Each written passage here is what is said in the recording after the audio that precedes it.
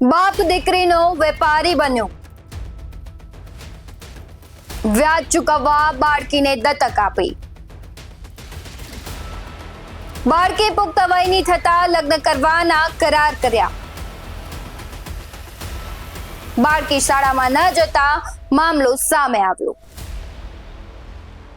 હવે તો બોલતા પણ શરમ અનુભવાય છે.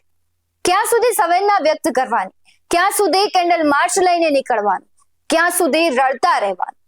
બસ હવે આ સિલસિલાનો અંત આવવો જોઈએ, પણ અંત આવશે એવું લાગતું નથી. પણ હવે આ ઘટનાક્રમનો અંત લાવવો જરૂરી બની ગયો છે ને અંત લાવવો એ આપણી નૈતિક જવાબદારી છે ને તંત્રની જવાબદારી પહેલા છે. પણ એમને તો સમય લાગશે ને, કેમ કે આવી બધી ઘટનાઓ એમના પરિવારજનો સાથે નથી થતી. ઈશ્વર કરે કોઈ સાથે ન થાય. આપણી ન્યાય પ્રણાલી બહુ જ સરસ છે. ઈશ્વર કરે કોઈ સાથે આવી ઘટનાઓ ન થાય.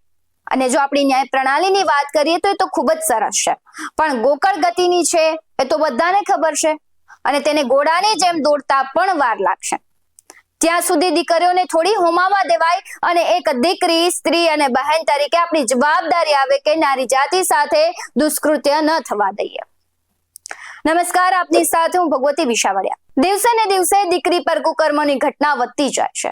ઝઘડિયાની નિર્ભયા હોય કે દિલ્હીની દીકરી હોય, સુરક્ષિત આખરે એક પણ દીકરી નથી. હરતા ફરતા રાક્ષસો સમાન નરાધમો ભૂખ્યા કૂતરાની જેમ હવસની ભૂખને સંતોષવા રખડી રહ્યા છે. તેઓને કોઈ પણ પ્રકારની ઉંમરની સીમા નથી નડતી. કુમળી કડી સમાન દીકરી હોય કે 70 વર્ષની વૃદ્ધા, તેમને કોઈ જ ફેર નથી પડતો. આવી જ ઘટના સાબરકાંઠાના હિંમતનગરમાંથી સામે આવ્યું છે. હિંમતનગરના સાબરડેરી પાસે રહેતા નટ પરિવારની 7 વર્ષીય બાળકીની તસ્કરીની ઘટના સામે આવી છે. એક નરાધમ બાપે વ્યાજ ચૂકવવા માટે બાળકીને 4 લાખમાં દત્તક આપી દીધી.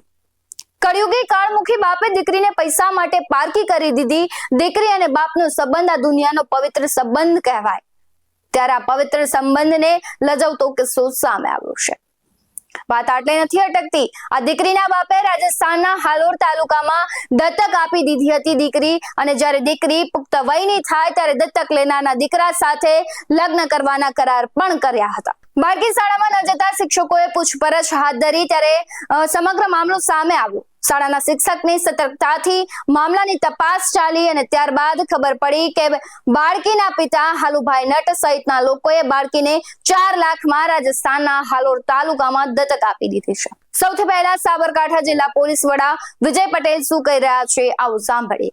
12 રોજ કોર્ટની એક ક્રિમિનલ પરચુના રજીના આધારે અત્યારે એ ડિવિઝન ખાતે એક બાળ તસ્કરીનો ગુનો દાખલ કરવામાં આવ્યો હતો, જેમાં 7 વર્ષની બાળકીને એના જ સંબંધીઓએ રાજસ્થાનમાં એક પરિવારને દત્તક આપેલાનું જાણવા મળે છે.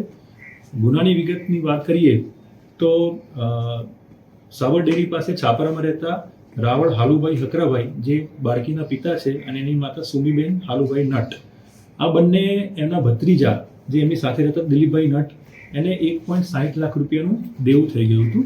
અને આ પૈસા આપવાની જગ્યાએ એ દિલીપ ત્યાંથી ઘરેથી ભાગી ગયો હતો. 5 માસ અગાઉ આમનો જ ભત્રીજો અર્જુન વિજયભાઈ નટ એ આ માતા પિતા પાસે વાત લઈને આવે છે કે આપણી બાળકીને જો કોઈને દત્તક આપીશું તો 4 લાખ રૂપિયા જેવી માતબર રકમ મળશે. એટલે એની માતાએ શરૂઆતમાં એનો વિરોધ કર્યો હતો. એના પિતાએ આ બાબતે સંમતિ દર્શાવી અને અર્જુન નટ, લખપતિ નટ જે ઇકો ગાડીનો ડ્રાઈવર છે, શ્રવણભાઈ નટ, શરીફાભાઈ નટ જે એના કુટુંબી છે, એ તમામ ભેગા થઈ રાજસ્થાનના અલોર ખાતે ઉમેદસિંહ નટને આ બાળકી 4 લાખ રૂપિયામાં એ દત્તક આપી હતી. એ 4 લાખ રૂપિયા એ આ લોકો લઈ અને સરખા ભાગે એમાં વહેંચણી કરી હતી. શરૂઆતમાં આ જે મામલો હતો એ 5 મહિના સુધી ક્યાંય બહાર ન આવ્યો, પરંતુ ધીમે ધીમે જ્યારે બાળકીએ શાળાએ જવાનું બંધ કર્યું ત્યારે શાળાના શિક્ષકે આ વસ્તુની નોંધ લીધી અને તેઓ એની પૂછપરછ કરતા એની માતા ગભરાઈ અને એની માતાએ પછી કોર્ટમાં અરજી કરાઈ. અને આ સમગ્ર મામલામાં કુલ 6 આરોપી અમે ધ્યાનમાં લીધા છે, જેમાંથી 4ની ધરપકડ કરી છે, જેમાં બાળકીનો પિતા પણ બાળ તસ્કરીનો આરોપી છે. 4 આરોપી જે અમે ધરપકડ કરી છે એ સિવાયના જે 2 આરોપી, જેમાં જે રાજસ્થાનમાં ઉમેદસિંહ નટ જેને બાળકીને દત્તક લીધી હતી, એ પણ આ ગુનામાં આરોપી છે, જેને પકડવાનો બાકી છે.